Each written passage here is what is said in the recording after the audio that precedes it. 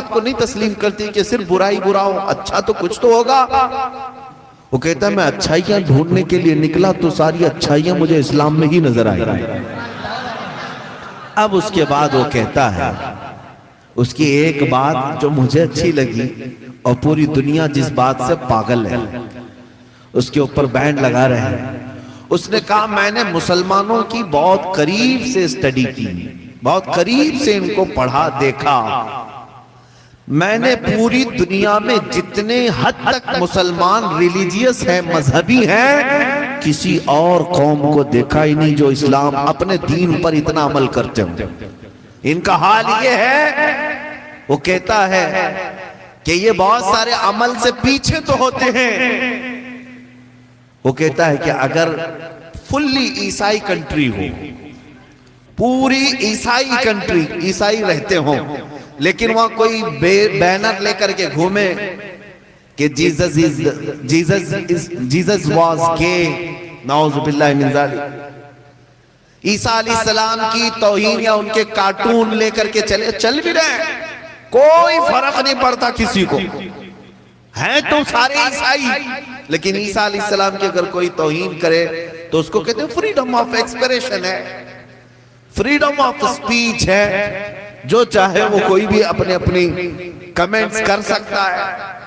لیکن وہ کہتا ہے مسلمانوں کا ملک تو مسلمانوں کا ہے، وہ تو چھوڑو، لیکن جو کنٹری نان مسلم ہے، چند ہی مسلمان وہاں بستے ہوں، ایسے ملک میں کوئی محمد پر کمنٹ کر کے دکھائے اور بچ کے دکھائے۔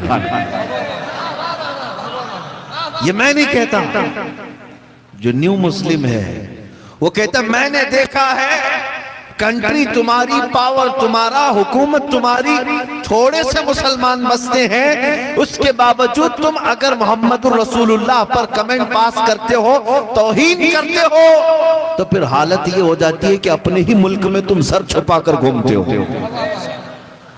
اپنے ہی ملک میں سر چھپا کر گھومتے رہتے ہو۔ کیوں؟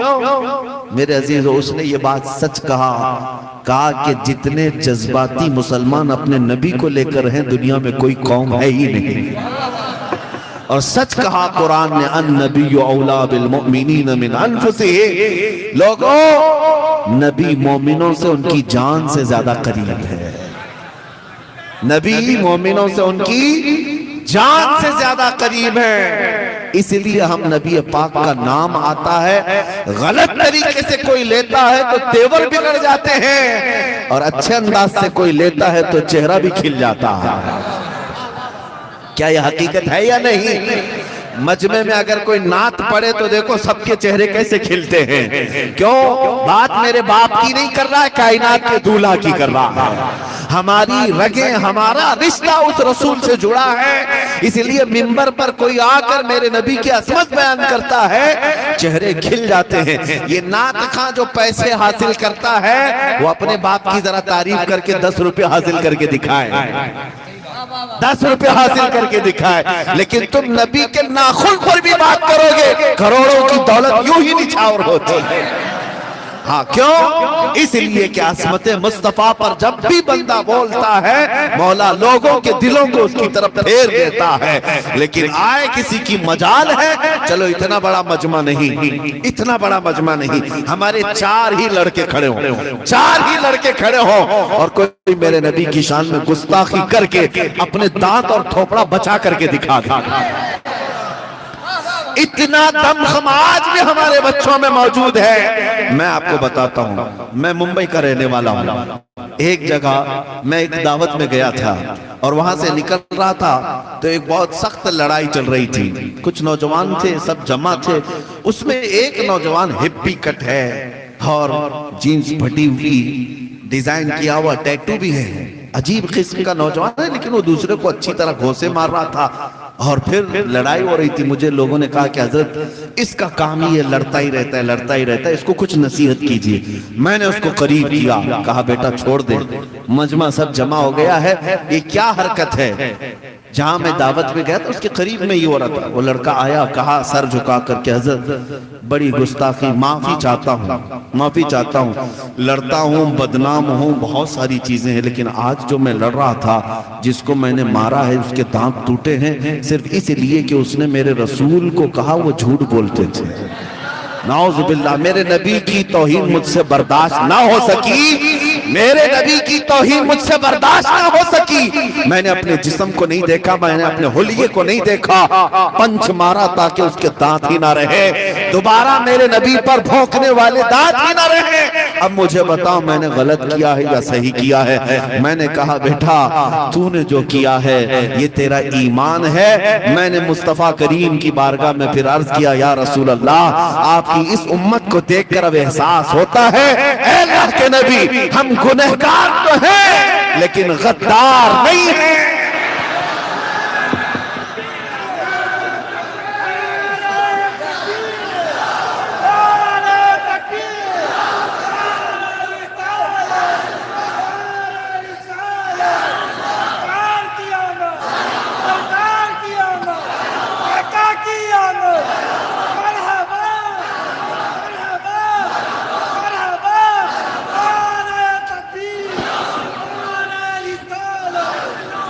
آج قوت ایمانی اور جذبہ عشق مصطفیٰ تمہارے اندر بیدار ہو جائے تو دور جانے کی ضرورت نہیں، تمہارے گھروں میں خود ہی صلاح الدین پیدا ہوگا، تمہارے گھروں میں خود ہی شہاب الدین پیدا ہوگا۔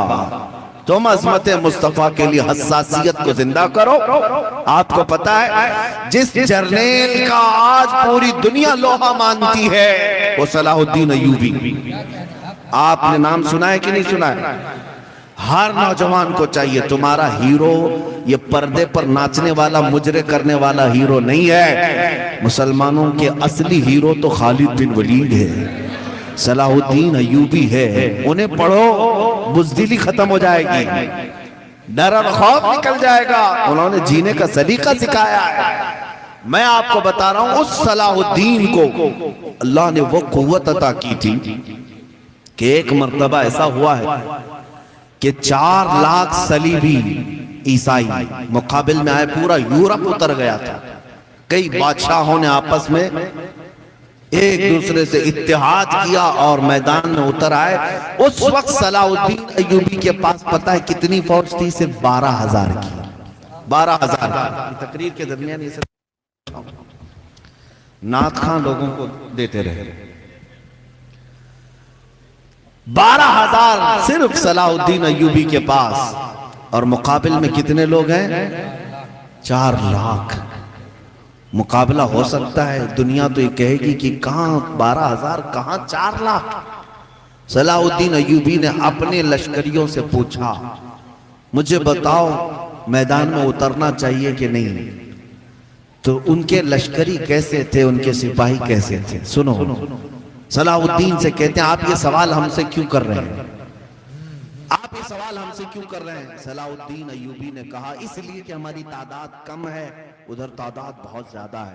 جو آج میجورٹی مائنورٹی کا کھیل کھیلتے ہیں وہ سنو، تو ان کے سپاہیوں نے صلاح الدین ایوبی سے کہا یہ تو پہلی مرتبہ ہم آپ کو دیکھ رہے ہیں، اب آپ ہمیں بتائیں کیا رسول اللہ کے صحابہ جب غزوات میں اترتے تعداد دیکھ کے اترتے تھے یا بغیر دیکھے اترتے؟ اگر وہ دیکھ کر اترتے تھے تو ہم بھی دیکھ کر اتریں گے، اگر وہ تعداد کو نہیں اللہ کی ذات کو دیکھ کر اترتے تھے تو آج اللہ زندہ ہے اور اسی کے بھروسے ہم آج میدان میں اتریں گے۔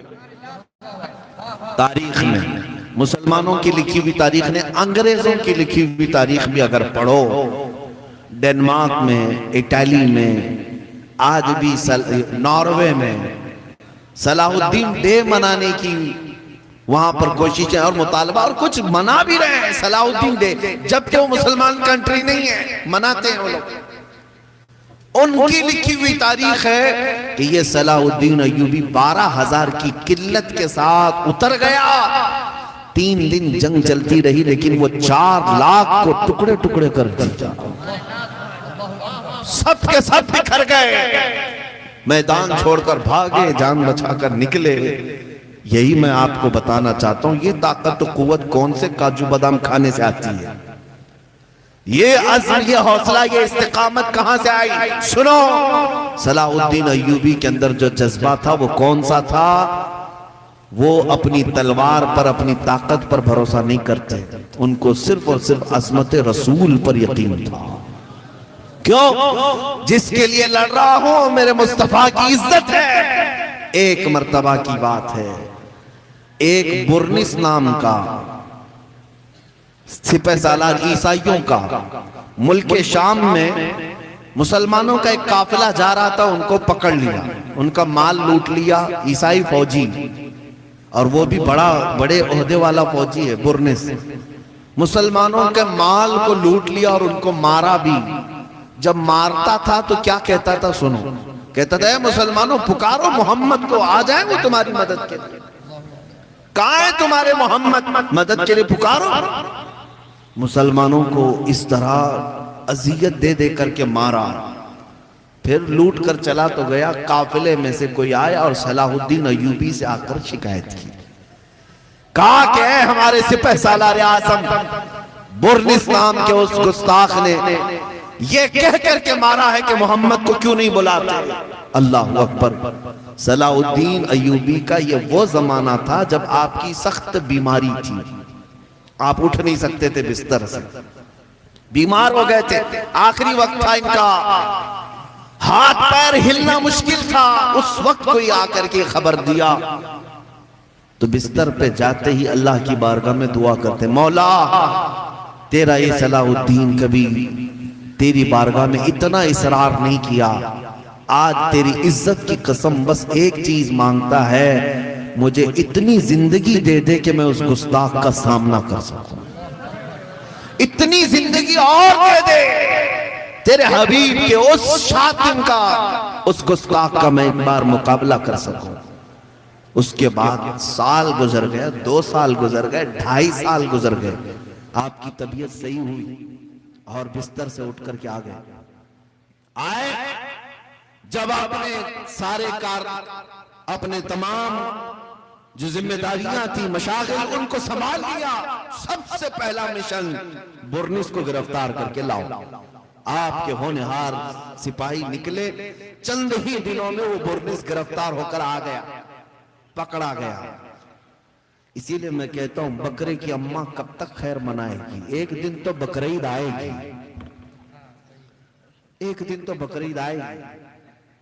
اب آیا، اور جب پکڑ کر کے لایا گیا تو اب سلطان صلاح الدین ایوبی کے ہاتھ میں ہے۔ لیکن آپ کو ایک بات میں بتاؤں، صلاح الدین ایوبی کی سب سے اچھی عادت یہ تھی کہ جنگوں میں جس ملک میں بھی جاتے، جب فتح ہوتی تو مقابل میں جتنے بھی فوجی گرفتار ہوتے سب کو آپ خوش دلی کے ساتھ آزاد کرتے تھے، جاؤ تم بھاگ جاؤ، ہمارے مقابلے میں دوبارہ مت آنا، مال لینا ہے لے کر کے جاؤ۔ فلسطین میں بھی آپ نے آزاد کیا۔ اسی لیے ڈنمارک اٹالی والی لوگ صلاح الدین ڈے مناتے ہیں کہ ویسا رحم دل جرنیل ہم نے دیکھا نہیں، جنگ کرتا تھا، مقابل میں آئے ہوئے فوجیوں کو پکڑے جانے کے بعد آزاد کرتا تھا۔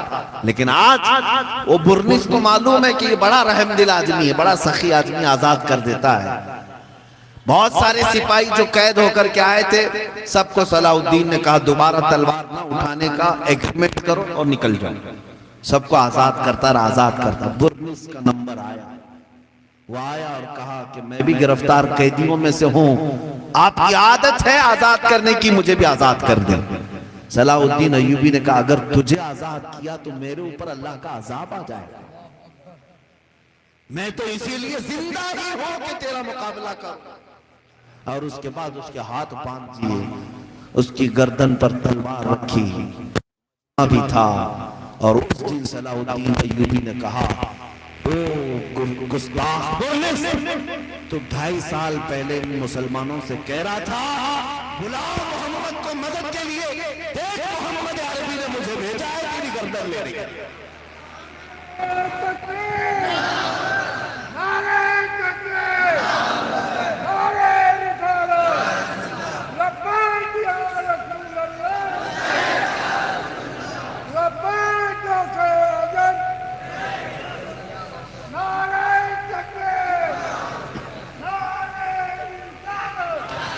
میرے عزیزو ایک بات یاد رکھیں، کوئی بھی اتراتا ہو، گھمنڈ کرتا ہو، وقت اس کا بھی بدل جاتا ہے، ہمیشہ ایک وقت نہیں ہوتا، گستاخوں کے بھی وقت پلٹیں گے، اور یہ موسمی کیڑے موسم کے جاتے ہی پھر ان کو اوقات سمجھ میں آ جائے گی۔ اس لیے کہ بعض جو اچھل کود کرتے ہیں، اچانک امیری آئے تو کچھ لوگوں کے ہاتھ پیر اور پر بھی نکل جاتے ہیں، ایسے ہی حالات کچھ لوگوں کے آج ہیں۔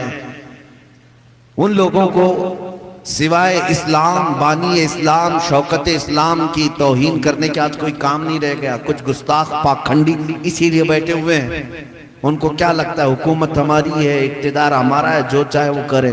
ان کی حالت وہی اس کتے کی طرح ہے جو بیل گاڑی کے نیچے چلتا ہے۔ وہ پتا ہے بیل گاڑی کے نیچے کتا چلتا رہتا ہے، اور اس کتے کو ایسا لگتا ہے پوری بیل گاڑی میں چلا رہا ہوں، اسے پتا نہیں ہے کہ بیل چلا رہے ہیں، لیکن جب گاڑی آگے گزر جاتی ہے تب پتا چلتا ہے ارے یہ تو کوئی اور چلا رہا تھا، وہ اکیلا رہ جاتا ہے۔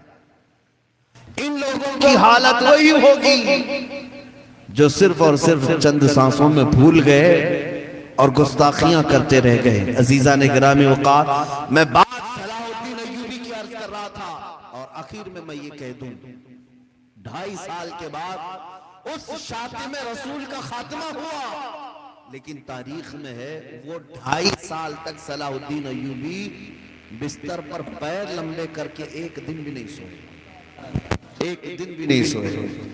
جس دن سے انہوں نے سنا تھا کہ کسی گستاخ کتے نے میرے نبی پاک کی شان میں توہین کی، اس دن سے پیر پھیلانا چھوڑ دیا تھا، بستر پر سونا چھوڑ دیا تھا۔ روز یہ عرض کرتے تھے کہ میں کس منہ سے آرام کروں جبکہ میرے نبی کی توہین ہو چکی ہے، حضور کی بارگاہ میں اگر مجھے پیش کیا جائے تو میں کیا منہ لے کر جاؤں گا۔ عزیزان گرامی وقار، یہ جذبہ تھا صلاح الدین ایوبی کے پاس۔ اللہ تعالیٰ نے وہ مقام بلند عطا کیا تھا کہ جہاں قدم رکھے علاقے کا علاقہ ان کے زیر نظر ہو جاتا تھا۔ آج آپ سے میں یہی کہنا چاہتا ہوں، تمہارے مشاکل، تمہاری تکالیف ہزار ہوں گے، تمہارے پاس مسئلے بہت ہوں گے، بیماریوں کے مسئلے الگ، ان ایجوکیٹڈ ہونے کے مسئلے الگ، جاہل ہونے کے مسئلے الگ، ہماری عورتوں کے بے پردہ ہونے کے مسئلے الگ، شراب بڑھ گئی، نشہ بڑھ گیا، جوا بڑھ گیا، کچھ چیزیں آ گئی، سب مسائل اپنی جگہ، سودی کاروبار بڑھ گیا، لیکن ان سب کا حل ایک ہی مسئلہ ہے جس کو اقبال نے کہا کہ محمد سے وفا کی ہے،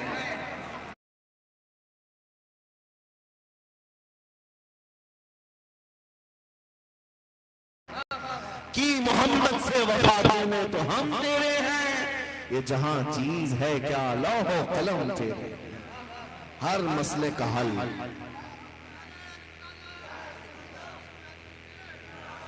میرے عزیزوں، ہر مسئلے کا حل ایک ہی ہے، وفائے محمد صلی اللہ علیہ وسلم۔ نوجوانوں، کیا آج یہ عزم کرنے کا وقت نہیں ہے؟ کیا یہ آج وعدہ کرنے کا وقت نہیں ہے؟ عہد کرنے کا وقت نہیں ہے؟ اے نبی پاک صلی اللہ علیہ وسلم، آپ ہماری بخشش کے لیے رات رات رویا کرتے تھے، آپ معراج کے سفر میں بھی ہمیں بھلایا نہیں، آپ نے قبر میں جا کر بھی ہمیں فراموش نہیں کیا، لیکن ہم نے زندگی کو اور دنیاوی رنگینیوں کو ترجیح دی، حضور کو بھول کر بیٹھ گئے۔ آؤ نوجوانوں، آج عہد کرتے ہیں اور عرض کرتے ہیں، یا رسول اللہ میں مجرم ہوں، آقا مجھے ساتھ لے لو، کہ رستے میں ہیں جا بجا تھانے والے، چمک تجھ سے پاتے ہیں سب پانے والے، میرا دل بھی چمکا دے، میرا دل بھی چمکا دے، میرا دل بھی چمکا دے۔ یہ عہد کرو نوجوانوں، تمہارے دل کا ہر تار بولے نبی نبی، تمہارے رگ رگ میں میرے مصطفیٰ کی یادیں بس جائیں۔ جب تمہارا یہ زندگی گزارنے کا طریقہ ہو جائے تو پھر مجال ہے کوئی انگلی اٹھا کر تمہاری طرف بات کرے، کوئی سر اٹھا کر تمہاری طرف بات کرے، کیونکہ اللہ نے تمہیں اس زمین پر حاکم بنا کر بھیجا ہے، غالب قوت دے کر کے بھیجا ہے، لیکن شرط یہی ہے لا تہینوا ولا تحزنوا وانتم الاعلون ان کنتم مؤمنین، گھبراؤ مت، پریشان مت ہو، تم سب سے بلند رہو گے، شرط ایک ہی ہے کہ تمہارے پاس سچا ایمان رہے، اور ایمان کسے کہتے ہیں؟ لا یؤمن احدکم حتی اکون احب الیہ من والدہ وولدہ والناس اجمعین، سچا ایمان تو یہ ہے جب تک تم ساری دنیا اپنے ماں باپ بچوں سے زیادہ اس محمد عربی سے محبت نہ کر لو، مومن کامل نہیں ہو سکتے۔ اس لیے خلاصہ یہ ہے، آؤ اس دربار کے قدموں میں جھک جائیں اور اپنا سب کچھ وہاں نچھاور کریں، اور دنیا کی ساری عزتیں تمہارے قدموں پر ہوں گی۔ آج اقتدار تمہارے ہاں ہوگا، تمہاری چوکھٹ پر ہوگا، شرط ایک ہی ہے کہ تم وفا کرنا سیکھ جاؤ، رسول پاک صلی اللہ علیہ وسلم کے اس طریقے پر آ جاؤ جس طریقے پر میرے آقا نے تمہیں چھوڑا ہے۔ آج تم نے خود اپنے ہاتھوں سے حضور کے اخلاق کو چھوڑ دیا، برباد کر دیا، کیا یہ نہیں ہے؟ تمہارے چہرے دیکھنے کے بعد پہچاننا مشکل ہو جاتا ہے سلام کریں کہ نہیں کریں، کیوں؟ داڑیاں نکال کر کے نالیوں میں گٹروں میں پھینک دیا، ٹوپیاں چھپا کر کے گھومتے رہے، صرف اس لیے کہ لوگوں کے نظر میں سیکولر بن کر کے رہے۔ جو سیکولر بننے کی کوشش کرتے ہیں ہم نے دیکھا ہے وہ کتے بن جاتے ہیں، باقی نہ ادھر کے ہوتے نہ ادھر کے ہوتے، کچھ نہیں ہوتا۔ بننا ہے تو تاجدار مدینہ کا پورا بن جاؤ، اس لیے کہ ہمیں پتا ہے وہ رسول تمہیں یہاں بھی تنہا نہیں چھوڑیں گے، اور قبر میں بھی نہیں، اور حشر میں بھی تنہا نہیں چھوڑیں گے۔ اسی لیے اعلیٰ حضرت فاضل بریلوی رحمت اللہ علیہ نے کیا فرمایا؟ آج لے ان کی پناہ، آج مدد مانگ ان سے، کل نہ مانیں گے قیامت میں اگر مان گیا۔ عزیزان گرامی اوقات، نبی پاک صلی اللہ تعالیٰ علیہ وسلم کی غلامی پر جمے رہو، ڈٹے رہو، اور حالات جیسے بھی خراب آئیں لیکن تمہیں اپنے دامن اسلام سے ایک بال برابر بھی ادھر ادھر نہیں کھسکنا ہے۔ مجھے بتاؤ، کیا حضور پاک کی عزت کا معاملہ ہے تو کوئی سمجھوتا کرو گے؟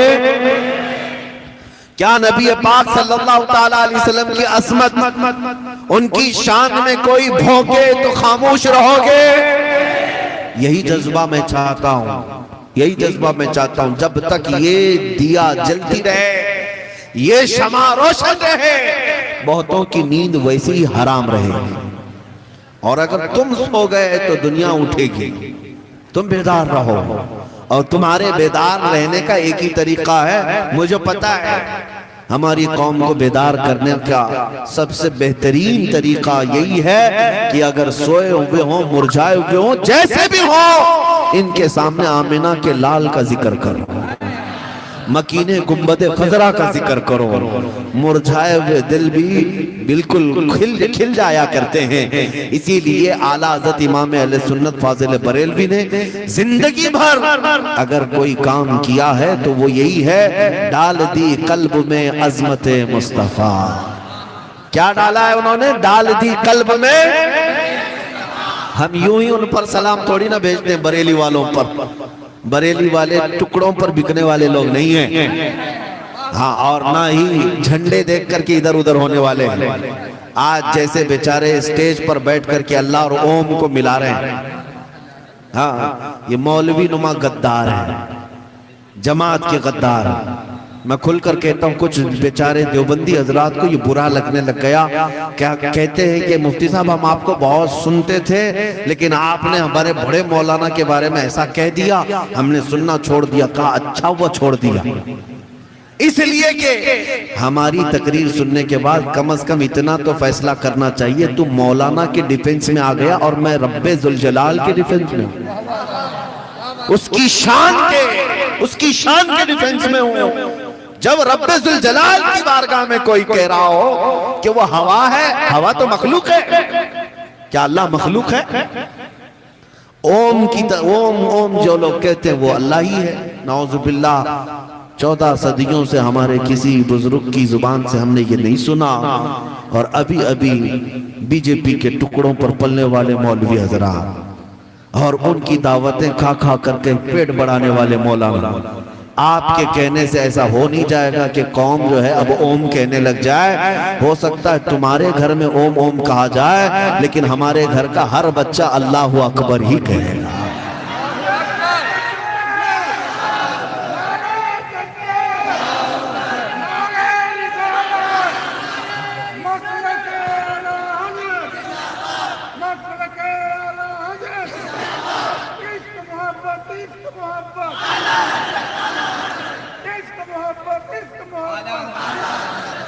یہ بات میں آج کیوں کہہ رہا ہوں؟ بعض لوگوں کو برا لگ رہا ہے ان کے بارے میں کیوں اتنے سخت لہجے میں کہہ رہے ہیں.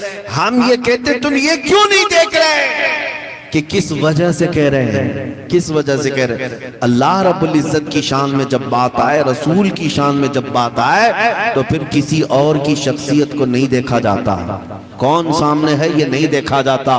مجھے مولانا شمشاد اظہری صاحب نے بتایا, ان کے مرحوم دادا سراج نیتا صاحب جو مدرسے کے بانی بھی ہیں, ہاں وہ نیتا بھی تھے, دنیاوی سیاست بھی کرتے تھے, بہت سارے معاملات بھی تھے. کسی جگہ گھر میں دعوت میں تھے, دعوت میں جہاں تھے, دعوت جس نے کیا تھا اس نے ان سے کہا, نیتا جی سے, سراج صاحب یہ کیا بات ہے کہ ہم رسول اللہ کو بہت چاہتے ہیں, بہت چاہتے ہیں, لیکن انہوں نے تو اپنی بیٹی کو کہا کہ میں خود تمہارے کام نہیں آؤں گا, تو پھر کیا مطلب ہے اس کا؟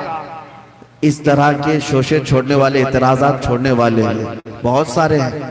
لیکن مولانا نے بتایا کہ ان کے دادا کھانے پر بیٹھے تھے, دسترخوان سے اٹھے اور 2 جھاپڑ لگائے اور کہا اس کے بعد سے تمہارے دسترخوان پر کبھی میں نہیں آؤں گا.